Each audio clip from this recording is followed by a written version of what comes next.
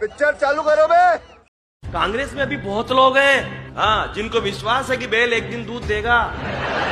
जय श्री राम बोलते ही रामायण काल में राक्षस भड़क जाते थे। आज भी ऐसा ही हो रहा है। नैनम छिदंती शस्त्राणि नैनम दहति पावक नैनम क्लेदियंत्यापो न शोषयति मारुत है।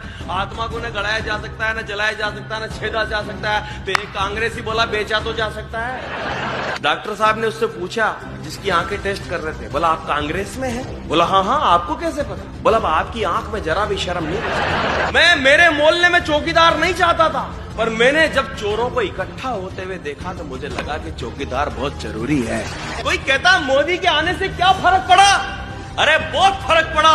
कल तक जो लोग कश्मीर मांगते थे, आज वो भीख मांगने लगे हैं। आप छछूंदर एक होते जा रहे हैं, मतलब एक नहीं है, मिल रहे हैं, मिलावट है।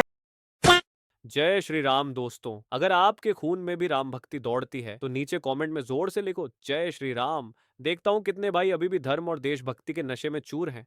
अब देखो भाई, चैनल का नाम तो सस्ते नशे है, लेकिन यहाँ नशा सिर्फ दो चीजों का मिलता है, ज्ञान का और मनोरंजन का।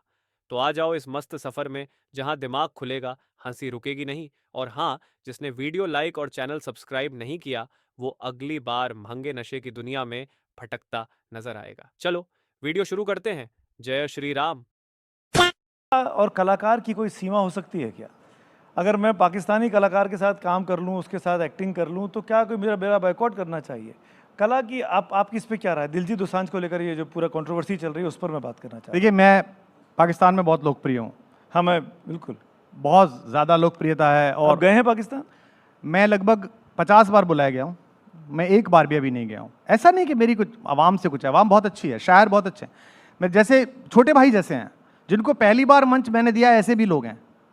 तहजीब वाफी जो वहाँ इतना बड़ा नाम हो गया, उसको पहली बार दुबई में मैं ही लेके गया, ढूंढ के लेके गया। क्या ये होना चाहिए? पर मेरा कहना यह है कि मैं तो मोहब्बत की बात करूँ, और आप वहाँ कलाकार होकर नफरत की बात मेरे मुल्क के लिए करें, मेरे फौजी के लिए करें, मेरी सरकार के लिए करें, तो फिर ऐसी अमन की आशा का कबूतर आप अपनी मुंडेर पे रखें, मेरे दरवाजे पे ना भेजें, आप वहाँ उड़ा दें। आरएसएस के जो मेंबर हैं उनको आप गाली दे रहे हो, आतंकवादी है, आतंकवादी है। और आप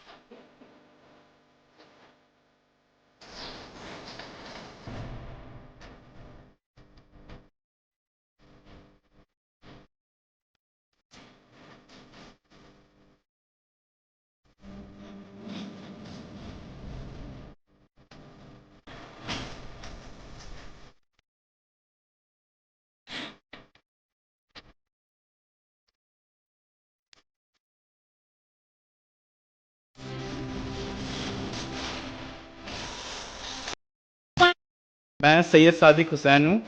जय जगन्नाथ। सुनाई दिया? जय जगन्नाथ। यस सर, जय जगन्नाथ।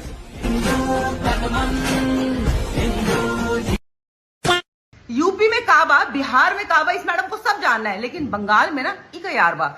तभी बंगाल का कोई भी मैटर हो, इसने तुरंत अपनी आंख, नाक, कान सब बंद कर लेती है।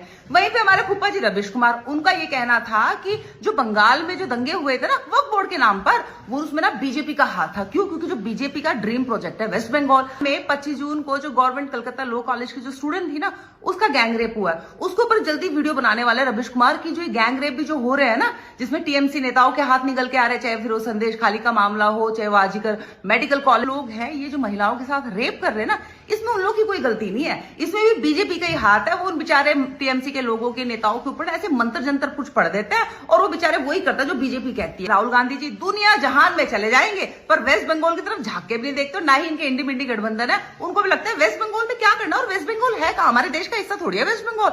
वेस्ट बंगाल तो जो वास्को डी गामा नहीं आया था, उसके गांव के साथ बड़ा गांव है, तो हमें क्या लेना देना? कुछ भी होता पड़ा रहा वेस्ट बंगाल के अंदर। बात साथ में लड़की हूं, लड़ सकती हूँ, चाहे कितने दुनिया जहान के नारे देने वाली है प्रियंका गांधी, और बाकी जितनी भी अपने आप को सोशल इन्फ्लुएंसर समझ के जो घूम रही है ना, वो हो। बंगाल और ममता बनर्जी का नाम आते ना, सब एकदम कोई बात नहीं करेगा, कोई बात नहीं करेगा, है ना।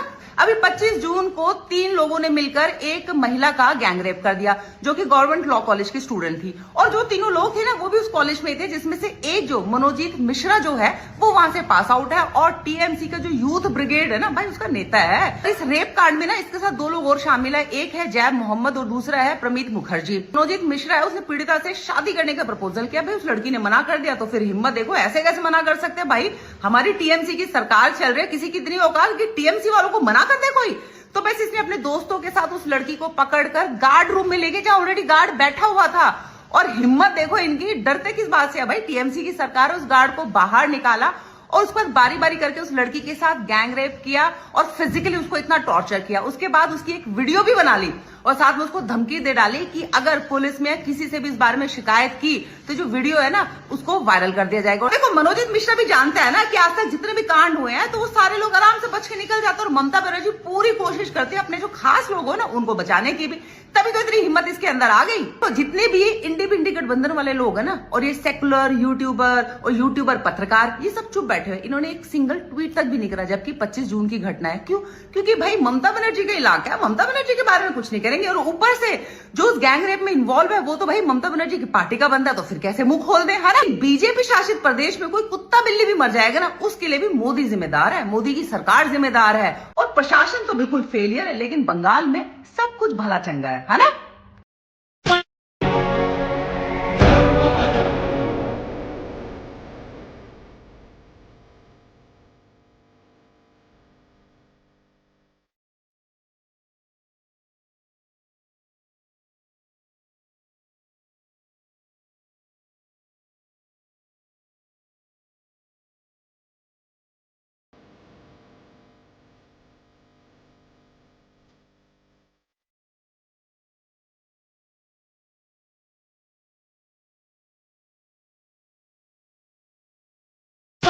अनभक्त अनभक्त अनभक्त, बहुत सुना ना ये वर्ड। आज इसी के बारे में बात करते हैं।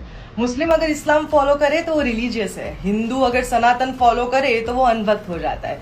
मुस्लिम किसी पॉलिटिकल पार्टी को सपोर्ट करे तो वो उनका हक है, हिंदू अगर किसी पॉलिटिकल पार्टी को सपोर्ट करे तो अनभक्त। जय भीम बोलना एम्पावरमेंट है, बट जय राजपूताना बोलना जातिवाद हो जाता है। अल्लाह अकबर बोलना एक रिलीजियस स्लोगन है, जय श्री राम बोलना लोगों को ऑफेंड कर जाता है। The aspect of Hindu religion is that it allows you to change and evolve over the time. Unlike other religions who are fixated towards one ancient book and one ancient prophet. अगर हिंदू इतना ही अनभक्त होता तो आज भी सती प्रथा चल ही रही होती। तो आप अनभक्त उस रिलीजन को कैसे बोल सकते हैं जिसने समय के साथ अपने आप में इतने सारे परिवर्तन लाए। आज हिंदू ही है जो मनुस्मृति को सबसे ज्यादा क्रिटिसाइज करते हैं। क्यों? क्योंकि हमें इतनी बुद्धि है कि हिंदुइज्म या हिंदू किसी एक किताब को या किसी एक मैसेंजर को ना आंख बंद करके हम फॉलो नहीं करते। इतने तो अंधे हम नहीं है, ठीक है। तो हम अनभक्त नहीं हुए। अनभक्त कौन हुआ? हमारे श्री कृष्ण कह के गए हैं कि परिवर्तन ही संसार का नियम है। मतलब आप उन लोगों को अनभक्त कैसे बोल सकते हो कि जब सीज फायर हुआ था तो हम ही सपोर्ट नहीं कर रहे थे गवर्नमेंट के डिसीजन को कि ये नहीं होना चाहिए था, और ये लेफ्टिस्ट लोग ही आगे बोल रहे थे कि देखिए देखिए मोदी जी के सपोर्टर्स खुद ही उनके विरोध में हो गए। तो आप उनको अनभक्त कैसे हो सकते हो जो सही गलत पहचान सकता है, जो उनके अगेंस्ट जा रहा है बोलने की नहीं ये गलत है, सीज फायर नहीं होना चाहिए था। क्या है यार, तुम लोग खुद ही मेरा पॉइंट प्रूव करते ही जा रहे हो। लेफ्टिस्ट लोग क्या कर रहे हो यार। मुर्शिदाबाद पे आवाज उठाना अगर मुझे अनभक्त बनाता है ना तो मैं अनभक्त हूँ। बांग्लादेश के हिंदुओं के बारे में बोलना मुझे अनभक्त बनाता है ना तो मैं अनभक्त हूँ। अगर जय श्री राम बोलना या एक पॉलिटिकल पार्टी को सपोर्ट करना मुझे अनभक्त बनाता है ना तो मैं गर्व से अनभक्त हूँ। और आप जिसे जातिवाद कहते हैं मैं उसे अपने पुरखों का सम्मान कहती हूँ। तो मैं बार बार जय राजपूताना गर्व से बोलूंगी। नेक्स्ट टाइम कोई अगर आपको अनभक्त बोले ना तो प्राउड फील करने का कि भाई हमारे में बुद्धि है, हम तो सब चेंज कर ही रहे, तुम अपना देख लो कि कितने सालों से वही और वही के वही हो तुम। परम पूज्य राष्ट्र संत परम्पराचार्य जी अपने गुरुवर की इच्छानुसार माननीय प्रधानमंत्री महोदय को धर्म चक्रवर्ती के विरुद्ध से पदवी से भी अलंकृत करेंगे। धर्म चक्रवर्ती का यह प्रशस्ति पत्र दिव्य सजनो इस रूप में है। भारत के यशस्वी, तेजस्वी, दृढ़ निश्चयी और संस्कृति के रक्षक प्रधानमंत्री श्री नरेंद्र दामोदर दास मोदी को भेंट किया जा रहा है धर्म चक्रवर्ती की ये पदवी, जिन्होंने धर्म, नीति सेवा, आत्मबल और राष्ट्र के समग्र उत्थान के अभिनव संकल्प को साकार किया है और राष्ट्र प्रथम के भाव को जनचेतना का अभिन्न अंग बनाते हुए अपने शासनकाल में न केवल भारत की सीमाओं को सुरक्षित रखा, बल्कि भारत के आत्मगौरव को वैश्विक पटल पर मुखरित किया है। और साथ ही अहिंसा, पर्यावरण संरक्षण, स्वदेशी चिंतन, भारतीय सांस्कृतिक सोच, विश्व शांति और मानव कल्याण की प्रतिबद्धता से अपने नेतृत्व में भारत को जिन्होंने गौरवपूर्ण स्थान दिलवाया, इसीलिए उन्हें परम पूज्य राष्ट्र संत परंपराचार्य श्री 108 प्रज्ञासागर जी धर्म चक्रवर्ती के उपाधि से यहां पर अलंकृत कर रहे हैं। देवियों सज्जनों,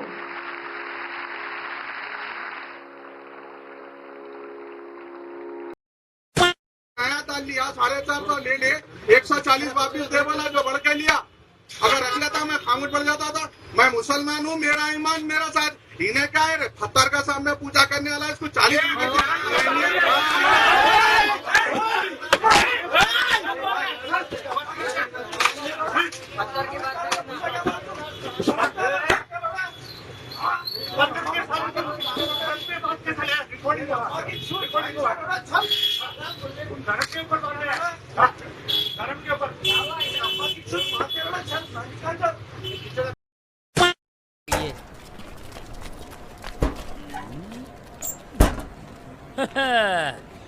बोला तो दिखाएगा हाथी, निकली चीटी। चीटी? लगता है मामा जी की उम्र हो गई रे बाबा। ये कैसा आदमी लेके आया तू? हाँ, चीटी मामा जी क्या बोल रहे हैं? पागल है क्या आदमी? ए चाबी दे, ए चाबी दो, चाबी दो। ये लीजिए। दाहिने हाथ से दो। ये लीजिए। कुल मिलाकर खर्चा